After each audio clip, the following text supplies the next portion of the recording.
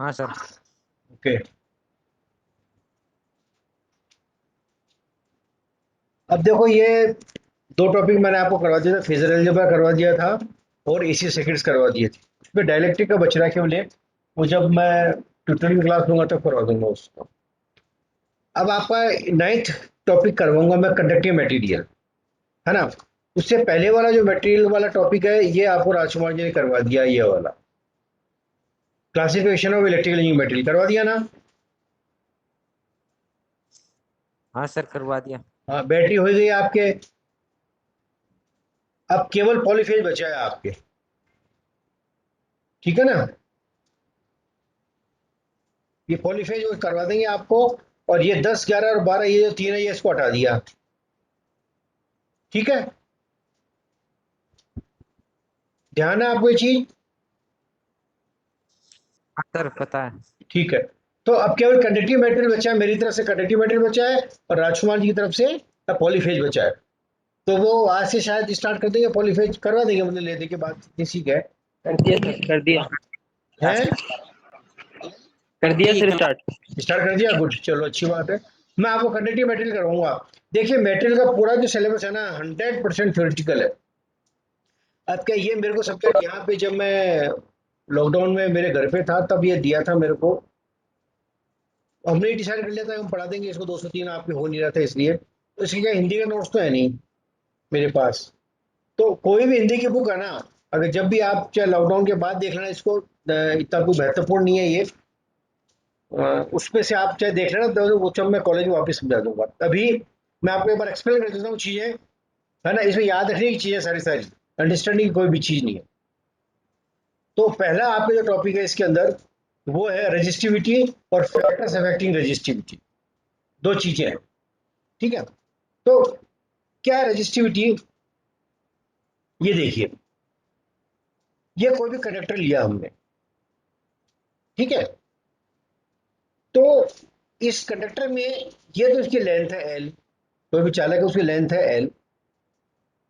ये उसका cross section area, ये देखिए ये क्रॉस सेक्शन एरिया बना रखा है इस तरह से, ये बता रखा है ना एरो से, ए एरिया।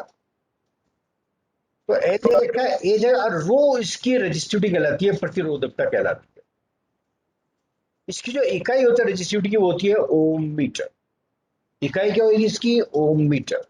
ये डिपेंड करेगा, रेजिस्टिविटी डिपेंड करेगी किस प्रकार का मटेरियल हमने लिया है। तो किसी भी चालक का जो प्रतिरोध है, रेजिस्टेंस है, तीन चीजों पर डिपेंड करता है मुख्यतः। उसकी लेंथ के ऊपर, उसके एरिया के ऊपर और उसकी रेजिस्टिविटी। एल की जो इकाई है लेंथ है, एल की जो यूनिट होगी वो मीटर के अंदर होगी। एरिया की जो होगी वो सेंटीमीटर में होगी। सेंटीमीटर मीटर दोनों में कुछ भी कह सकते हो आप। छोटा है तो आप सेंटर के सेंटीमीटर बोल लीजिए, बड़ी यूनिट है तो मीटर स्क्वायर बोल। इसकी जो यूनिट होगी वो होगी सेंटीमीटर स्क्वायर,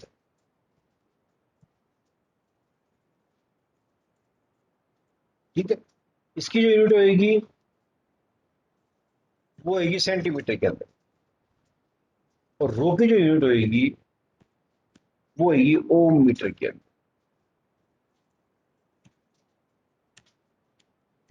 ओम सेंटीमीटर के अंदर। ये इसकी यूनिट होगी, ठीक है। अब यह है कि factors affecting resistivity of electrical materials. Electrical material जो भी आपने मेटल लिया है उसकी रेजिस्टिविटी किस किस के ऊपर निर्भर करती है, ये चार पांच फैक्टर है जिनके ऊपर निर्भर करती है। फर्स्ट है टेम्परेचर, अलोइंग। अलोइंग का मतलब यह है कि जो मटेरियल बनाया है वो दो तीन धातुओं को, अलग अलग धातुओं को लेकर बनाया है। तो दो तीन धातु अलग अलग है, उसको किस प्रकार से मिक्स किया है, कितने प्रोपोर्शनेट से मिक्स किया, वो अलोइंग कहलाती है। मैकेनिकल स्ट्रेसिंग, एज हार्डिंग और कोल्ड वर्किंग। आपके सिलेबस के अंदर केवल तीन ये टॉपिक है, टेम्परेचर, अलोइंग और एज हार्डनिंग, ये तीन है।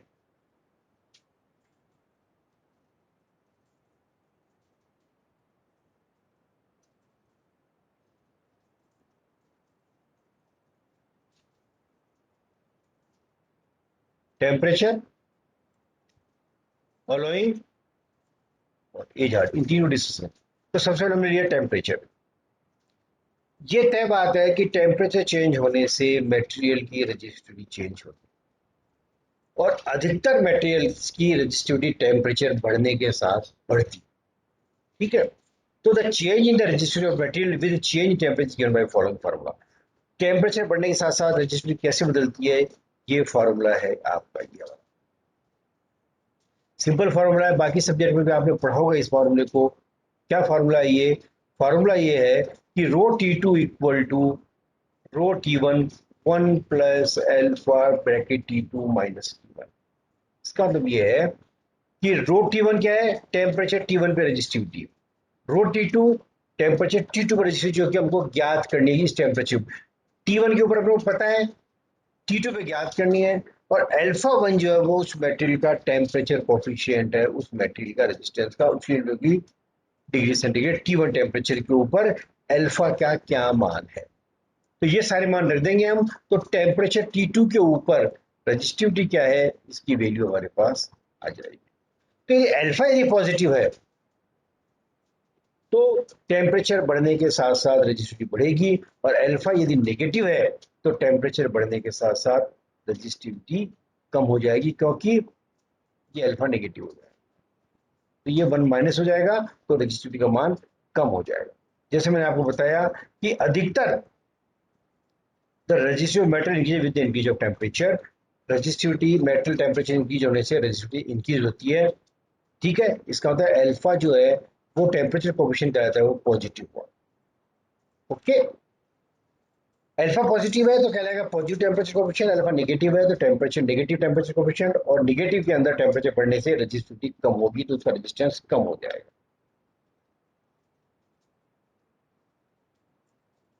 सेमीकंडक्टर्स जो है, सेमीकंडक्टर्स और insulators are having negative temperature coefficient of resistance.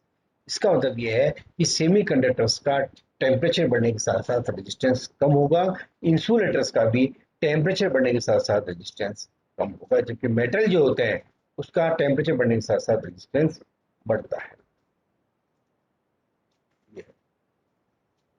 Alloying, alloying is a solid solution of two और मोर मटेरियल। जैसे मैंने आपको ऊपर पहले बता दिया था, अलॉइंग का मतलब क्या है? दो या दो से ज्यादा मेटल्स को मिलाना अलॉइंग कहलाता है। Alloying of metal used to achieve some mechanical and electrical property. दोनों जो मटेरियल हमने लिए हैं, दो या दो से ज्यादा, उनकी मैकेनिकल और इलेक्ट्रिकल प्रॉपर्टी का बेहतर यूज करने के लिए हम अलॉइंग करते हैं। अलॉइंग करने से जो एटॉमिक स्ट्रक्चर हो जाता है सॉलिड सॉल्यूशन का, वो इरेगुलर हो जाता है। किसकी तुलना में? उस प्योर मेटल की तुलना। ठीक है, एज हार्डनिंग। देखिए, कोई भी मटेरियल आप ले लो, किसी प्रकार का मटेरियल ले लीजिए आप, एज बढ़ने के साथ साथ, मतलब समय के साथ साथ उसकी प्रॉपर्टी चेंज हो जाती है। तो आज हमने कोई भी चीज बनाई, हम 10 साल बाद 5 साल बाद देखेंगे तो उस मेटल की प्रॉपर्टी चेंज हो जाती है। That is known as the metal ageing. ठीक है, तो मेटल एजिंग या मेटल अलॉय की प्रॉपर्टी, फिजिकल प्रॉपर्टी उसकी चेंज हो जाती है, तो उसको चेंज नहीं हो उसके लिए हम करते हैं एज हार्डनिंग। तो metal ageing is one of the most common way to alter the properties of metal alloy. Property समय के साथ चेंज हो जाएगी। While many metals may have their properties altered through heating and quenching or work hardening। ठीक है, तो हम ageing करेंगे। Ageing can alter the physical and aesthetic property of an alloy to give its characteristic quite different that is unaged form. मतलब आज कोई चीज मैंने बनाई, उसकी जो एजिंग लूंगा तो उसकी जो प्रॉपर्टी है वो एजिंग के साथ फिर वो प्रॉपर्टी चेंज हो जाएगी और काफी डिफरेंट हो जाएगी। ठीक है ना, तो इसके लिए फिर हम उसको एज हार्डनिंग करते हैं। तो एज हार्डनिंग क्या है? तो as hardening heat treatment process used to increase the yield strength and to develop the ability in alloy to resist the permanent deformation by external forces। इसको प्रेसिपिटेशन हार्डनिंग भी कहते हैं। तो एज हार्डनिंग वो प्रक्रिया है जिसकी सहायता से मेटल के अंदर इतनी स्ट्रेंथ डेवलप कर दें कि एक्सटर्नल एज के साथ साथ एक्सटर्नल फोर्सेज उसकी जो प्रॉपर्टीज है वो परमानेंटली चेंज नहीं कर सकें। That is known as the age hardening. अब है required properties in low resistivity और हाई कंडक्टिविटी। कि रेजिस्टिविटी और कंडक्टिविटी दोनों अपोजिट होते हैं। हाई लो रेजिस्टेंस का मतलब, लो रेजिस्टिविटी मतलब उसमें करंट कम पास हो, that is the high conductive material. Sorry, low resistivity है तो ज्यादा करंट पास होगा, it means high conductive material होगा। High conductive material means conduction ज्यादा होगा, करंट तेजी से जाएगा, या लो रेजिस्टिविटी होगी। और हाई रेजिस्टिविटी होगा तो लो कंडक्टिविटी। तो ये कुछ प्रॉपर्टीज हैं हाई कंडक्टिव मटेरियल और low resistive material. Highest possible conductivity ideally 0 होनी चाहिए। Least possible temperature coefficient of resistance. High melting point high होना चाहिए। हाई मैकेनिकल स्ट्रेंथ, मैकेनिकल सामर्थ्य उच्च होनी चाहिए। High ductility, so that can be drawn in the form of wire easily. High ductility का मतलब यह है कि मेटेरियल ऐसा होना चाहिए कि उसको वायर की फॉर्म में हम आसानी से बना लें। हाई कोरोजन रेजिस्टेंस, इसका मतलब यह है कि तार अगर बाहर भी पड़ा हुआ है, एनवायरनमेंट में पड़ा हुआ है, तो ऑक्सीडेशन नहीं हो, एनवायरनमेंट की जो ऑक्सीजन है उसको वो ऑक्सीडाइज नहीं कर दे। और सोल्डर एबिलिटी, उसको आसानी से दोनों कंडक्टर्स को हम फोल्ड कर सके, आसानी से जोड़ सके जहां पे जंक्शन की जरूरत है। तो these are the property of the high conductive या लो रेजिस्टिव मटेरियल। इसके लिए कौन कौन से मटेरियल यूज किए जाते हैं, कुछ मटेरियल के नाम बता देता हूँ। ये तीन प्रॉपर्टी और लो कॉस्ट होनी चाहिए, लॉन्ग लाइफ होना चाहिए, हाई फ्लेक्सिबल होना चाहिए। अगर रैप पढ़ना है आपको, 100 किलोमीटर लंबा वायर बनाना है तो कैसे बनाओगे, बना के उसको ड्रम के ऊपर रोल कर देंगे अपन, जो कैरी करने में आसानी हो। तो ये 10 प्रॉपर्टीज हैं, याद रख लीजिए इनको। ये हाई कंडक्टिविटी मटेरियल के कुछ नाम है, सिल्वर है, कॉपर है, गोल्ड है, एल्यूमिनियम। तो कॉपर और एल्यूमिनियम यूज किया जाता है, सिल्वर और गोल्ड की कॉस्ट ज्यादा होती है, इसलिए इसका प्रयोग नहीं। अब ये उल्टा आ गया, required property of high resistivity या लो कंडक्टिविटी मटेरियल। रेजिस्टिविटी हाई है या कंडक्टिविटी लो है इसकी, ठीक है ना। क्या क्या है property, high resistivity, high melting point, high mechanical strength, high ductility, high corona resistance, low cost, long life, high flexibility. तो हाई रेजिस्टिविटी या लो कंडक्टिविटी के टाइप कौन कौन से मटेरियल हैं, वो जो मटेरियल हैं वो हैं आपके टंगस्टन,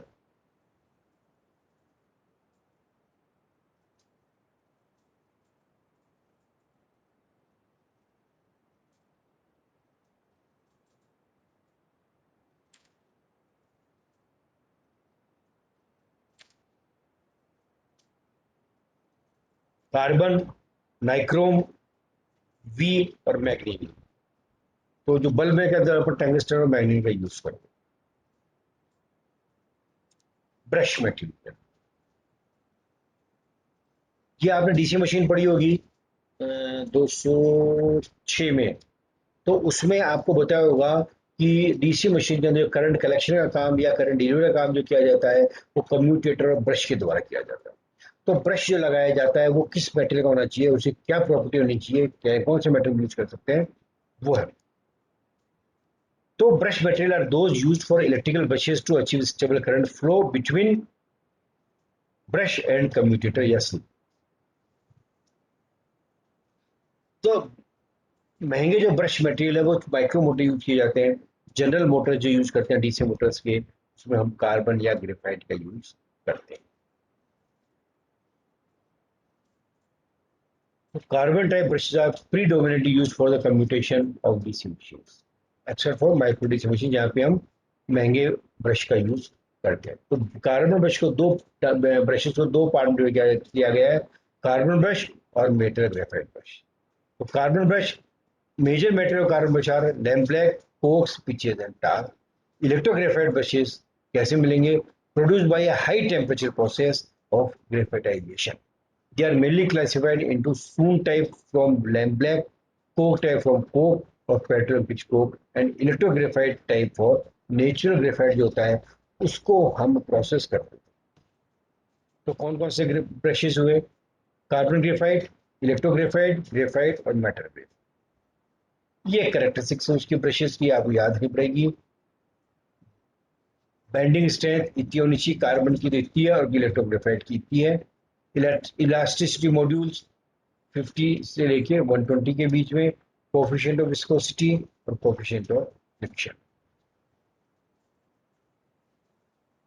नाउ कॉन्टैक्ट मटेरियल। तो contact part are important component switching device. देखिए क्या चीज है, जो स्विचिंग करते हैं ना, घर पे स्विच कर रहे हैं, ऑन ऑफ स्विच कर रहे हैं, तो जो फेज वायर होता है ना, वो पहले ऑफ रहता है और फिर कॉन्टैक्ट में आ जाता है।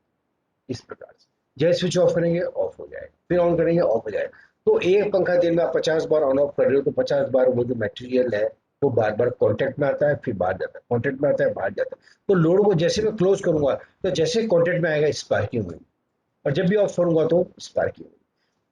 स्विच गियर आप आगे जब फाइनल ईयर के अंदर पढ़ेंगे आप, तो स्विच गियर्स को भी हम इसका इस्तेमाल कॉन्टैक्ट मेटल के अंदर करेंगे। जो सर्किट ब्रेकर जो होता है, जब लार्ज अमाउंट ऑफ करंट को आपको ब्रेक करना होता है, तो स्विच के साथ हम यूज करते हैं switch gear, circuit breaker. Thousand of ampere current को आपको, चलते हुए करंट को बंद करना है या कॉन्टैक्ट को क्लोज करना है, दोनों में सर्किट ब्रेकर काम में आता है, तो वो कहलाता है स्विचिंग ऑपरेशन। ठीक है, तो स्विचिंग ऑपरेशन में जो कॉन्टैक्ट मटेरियल होता है उसकी क्या प्रॉपर्टी होनी चाहिए कि नहीं तो देखिए हमने कॉन्टैक्ट मटेरियल ऐसा लगा दिया कि 5-7 बार स्विच ऑन ऑफ किया, वो जल गया कॉन्टैक्ट।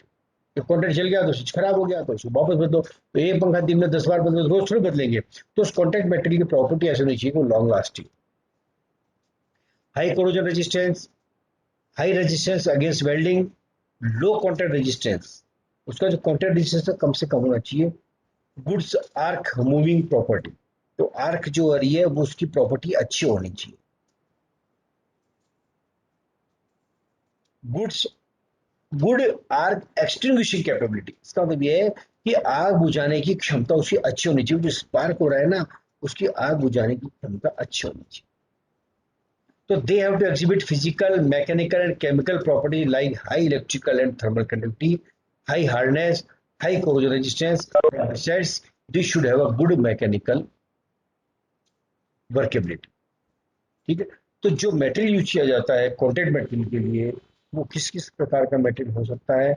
वो हो सकता है प्योर मेटल, अलॉय या कंपोजिट मटेरियल्स। ये डिपेंड करेगा जो करंट कैरिंग कैपेसिटी है उस स्विच की या उस कॉन्टैक्ट की, वो कितनी ज़्यादा है, कितनी कम है, स्विचिंग ऑपरेशन कितनी बार हो रहा है, उन सारे फैक्टर, फ्रिक्वेंसी कितनी है स्विचिंग की, टाइम पीरियड कितना है, उन सब फैक्टर के ऊपर डिपेंड करेगा कि हम प्योर मेटल लें, अलॉय लें या कंपोजिट मेटेरियल का प्रयोग करें। ठीक है, तो ये देखिए थ्योरेटिकल कॉन्सेप्ट है सारा का सारा। ये सिलेबस में आपकी चीजें दी हुई है।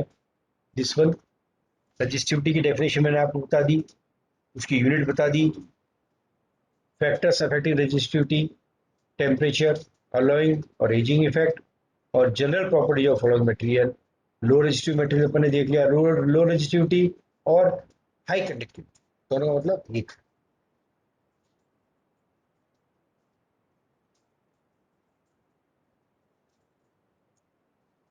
तो दोनों तरह से एग्जाम में पूछा जा सकता है, लो रजिस्टिविटी और हाई कंडक्टिविटी।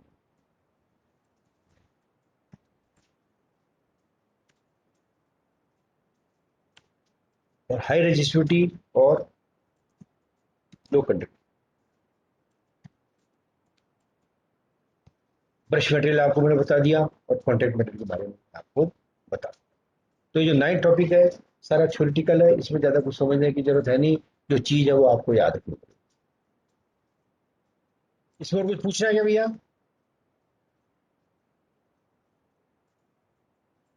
बंद करूं क्लास? हाँ ओके सर। Okay sir. तो अब केवल एक लेक्चर लूंगा मैं आपका, या तो कल या परसों टाइम डाल दूंगा मैं आपका, या हो सकता है संडे को भी लूँ, जैसा भी टाइम शूट करेगा मेरे को। तो जिसमें आपको मैं जो लास्ट चैप्टर आपको उसमें डायलेक्ट्रिक और उसका ट्यूटोरियल और इसका ट्यूटोरियल, ठीक है, तो ट्यूटोरियल आप रजिस्टर में करते जाइए। पहले का आपने कह रखे 3 ट्यूटोरियल, चौथा मैंने आपको दे दिया, 5वां 6वां मैं आपको दे दूंगा, और राजकुमार जी को कह दूंगा कि वो आपको ट्यूटोरियल दे दें। तो जो टॉपिक का जो नंबर है ना सिलेबस के अंदर, जैसे ये जो नंबर है, तो ये 9 नंबर का ट्यूटोरियल रहेगा। ठीक है, समझ में आ गया ना? 10-11 बार है नहीं तो आपके टोटल नंबर ऑफ ट्यूटोरियल नहीं होंगे।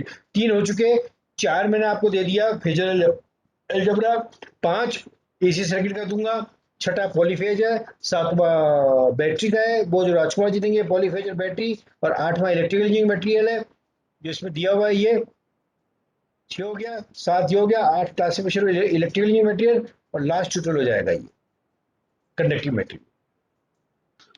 तो जैसा सर भी था, 203 हाँ बोलो। सर 203 में प्रैक्टिकल है, ट्यूटोरियल नहीं है। ट्यूटोरियल है ही नहीं नहीं सर, प्रैक्टिकल है। सिलेबस में। नहीं है सर। वो जो टाइम टेबल है ना, मतलब कौन कौन सा पीरियड आएगा कब कब, उसके अंदर सिर्फ प्रैक्टिकल की क्लास दे रखी है, ट्यूटोरियल की क्लास ही नहीं है। हाँ तो फिर छोड़ो, फिर ट्यूटोरियल जब है ही नहीं तो फिर क्या मतलब है, फिर तो करो ही मत। देख लेता हूँ ये रहा इसके अंदर। हाँ। हाँ ट्यूटोरियल है नहीं, 2 पीरियड लेक्चर है, 2 प्रैक्टिकल है, ट्यूटोरियल है ही नहीं इसके अंदर।